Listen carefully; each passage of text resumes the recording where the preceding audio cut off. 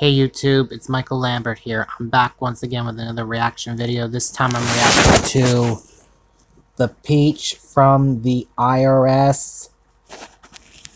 I was looking at the name of the channel on my computer. In this video, celebrating our friend Joe Ranft.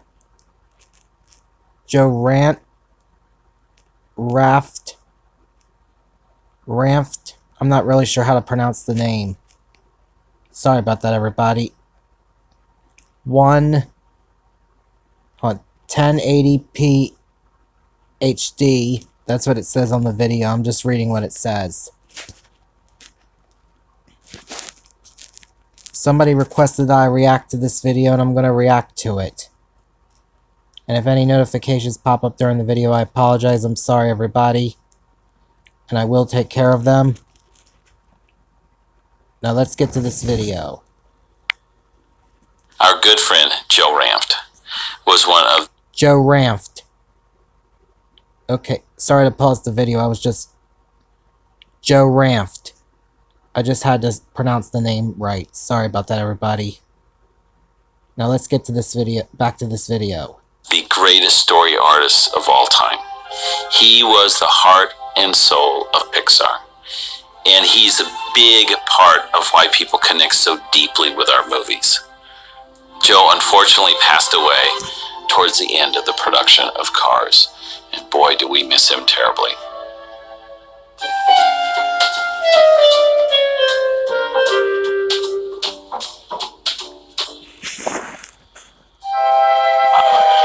I don't know if I can be objective about myself, but I love characters.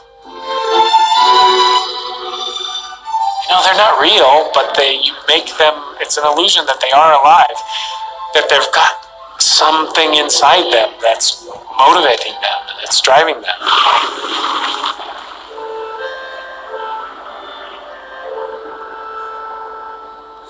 I'm never bored when trying to crack what's going on with a character. You know, even if they're a bug or a toy or a car or a fish, on some level they're people. All the toys are worried, so Woody goes over to the Sarge and says, "Sergeant, establish a recon post down." I really dig storyboarding, and somehow it's like in putting pen to paper, things occur to me that wouldn't occur to me just sitting and writing. It's like, oh, I can see it. I can see how this would work. And, you know, it's fun to draw and explore what's there. And it's almost like you're kind of chiseling away when you're drawing. And that's my process. It was a very deliberate style. I mean, he really was searching. You could see in his drawings how he worked to get that drawing to look as good as it could. And I liked that about him. I liked that he was good, but he was always working harder to be better. He made us all better. He was our mentor. He knew the craft, was a gentle teacher. I see, now it's all clear. But on top of that, very funny ideas, very good draftsman, and probably one of the best storymen to have ever lived, if not the best. See it, he's like, ah! He starts telling story with heart, with clarity. It's not about the drawing, it's about the idea. And Joe communicated in a very quirky, funny way, which that's a gift. He was able to capture character, the situation, but his drawing was so clear, you got it like that, and you could read it from across the room. So what he had to say was always worth... Sorry, everybody, I didn't mean to yawn. It's just I'm getting tired, too. I mean, it is kind of getting late. Sorry about that, everybody. My apologies, I'm sorry. Let's get back to this video. And how he told it was so deceivingly simple that it almost was a disservice. It made you think, well, I can do that, or anybody can do that. But over time, you realize, wow, he does something that nobody else can do. I don't want to work on a film that's really cynical, because I'm not really cynical. So I want to work on characters that make me smile, and hopefully make other people smile, you know, or that they'll feel for, or that will surprise you, you know. I'm sure he could have become a director. I'm sure he could have done a lot more here, but I think he was happy where he was because he could affect the movie still and make it a great movie sitting back where he was sitting. I like people, and I'm very curious about what makes people tick, and I'm always like trying to figure out what makes me tick.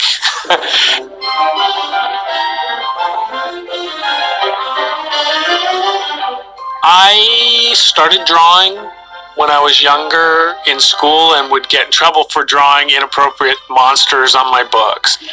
Like it's something I did because I wasn't really great in academics. I think it was the fact that I got involved in art that I became able to like function well in school. I was in trouble in school a lot.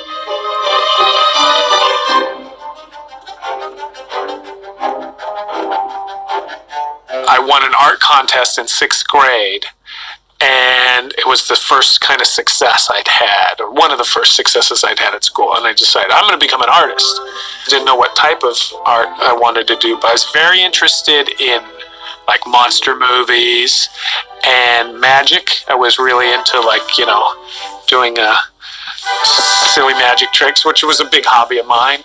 And I saw an animated film that was produced at the California Institute of the Arts on a TV show.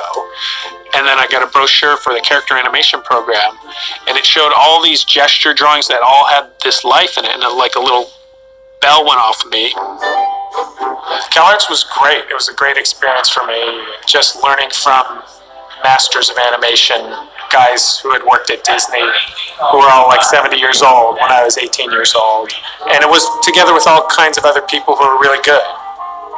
John was one of them, Tim Burton was one of them. A teacher named T. really gave me encouragement to like do what I felt was good. He would say, "Oh no, don't try. You're trying to copy someone else in class. No, do your own thing." Joe Ranft? Oh no, please don't. Yeah.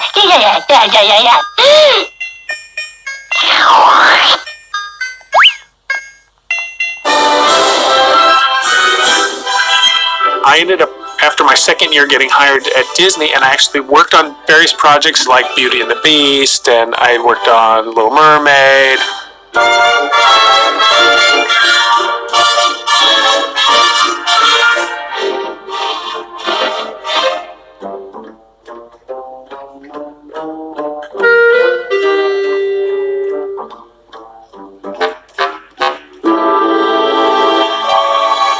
Promised John, when you get your first feature film, I'm going to work on it.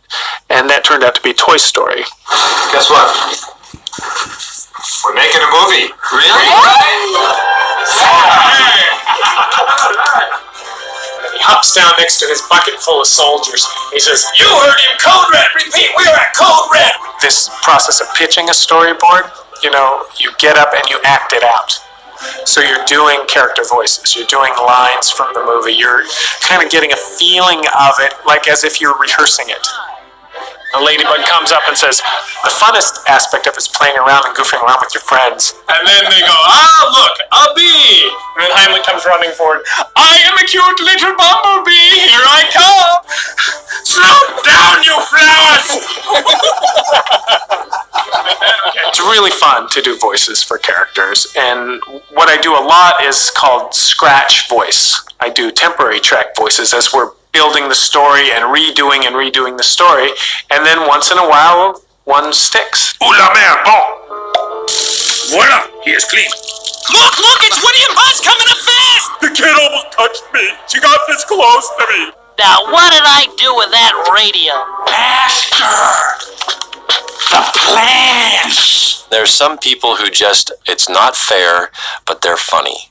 And Joe could take a nothing line that was not supposed to be funny, or maybe you hoped secretly it was, but it actually wasn't, and he could make it funny. Justice is my sword, and truth shall be my quiver! Baba all gone! Baby Von Spy! The dust aggravates my condition. Oh, hi. I'm here for the audition for the part of Buzz Lightyear, and I want to be a hero, so let's go. To infinity and beyond. Joe was the funniest person I've ever met. I can easily say that. Ladies and gentlemen, the one, the only Flex, the clown. Sorry, I had an itch on my head and another one. Sorry about that, everybody.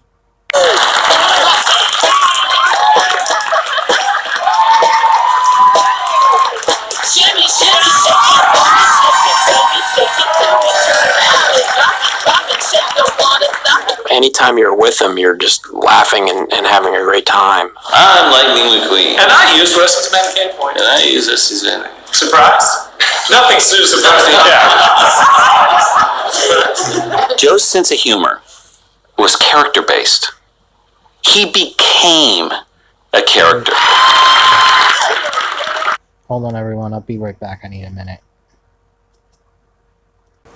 Sorry about that, everybody.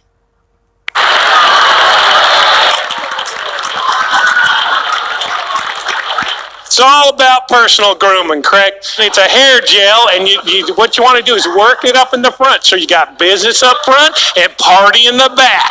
Business up front and party in the back. There you go.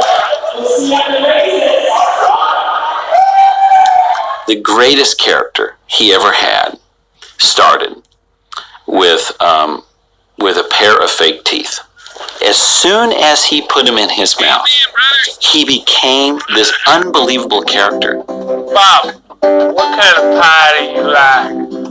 I like any kind of pie. How about you? I like moose shoe pork. I thought you were going to say you like pie. Well, if they made moose shoe pie, I'd be in heaven.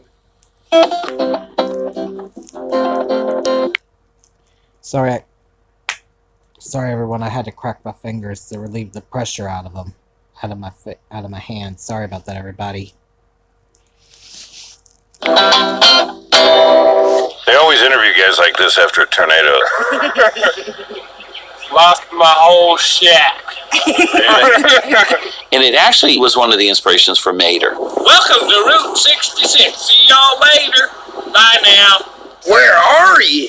Shoot, you're in Radiator Springs. Joe had this, the combination of this huge heart and this sick sense of humor. Oh, look at the beautiful colors of the blood. We drew one of you dying because our teacher said it would be more dramatic. He would, in that way, keep the sort of sweet and some might say schmaltzy elements of the story in check by having that sort of dark element as well. And that became an essential ingredient for the films we do even now. I just like to go for something that comes alive or feels fresh or like, wow, that would be cool. Oh, wow, that's, that excitement to get something across and like, people are going to laugh so hard when they see this. Joe is like born to entertain people. He was just a natural at it. Joe was just a really giving guy. I mean, he just really cared about people, I think, beyond where most people do. He didn't have to care about any of our lives outside of work, but man, he did. And I think he wanted you to be a better artist, but he also helped a lot of us be better people. You walked up to him and asked him a question, you always left with dignity. You always found a way to say, oh, I want to help you answer this, but I want to celebrate the fact that you're even asking the question. He was just a great listener. Probably the best. And he had a real sixth sense for when people needed it, even if you weren't looking for it. And that I'll miss more than anything else is the random knock at the doorway and just going, it's Joe. And he was just remarkable. He is one of the most amazing talents I've ever seen. And boy, do we miss him terribly.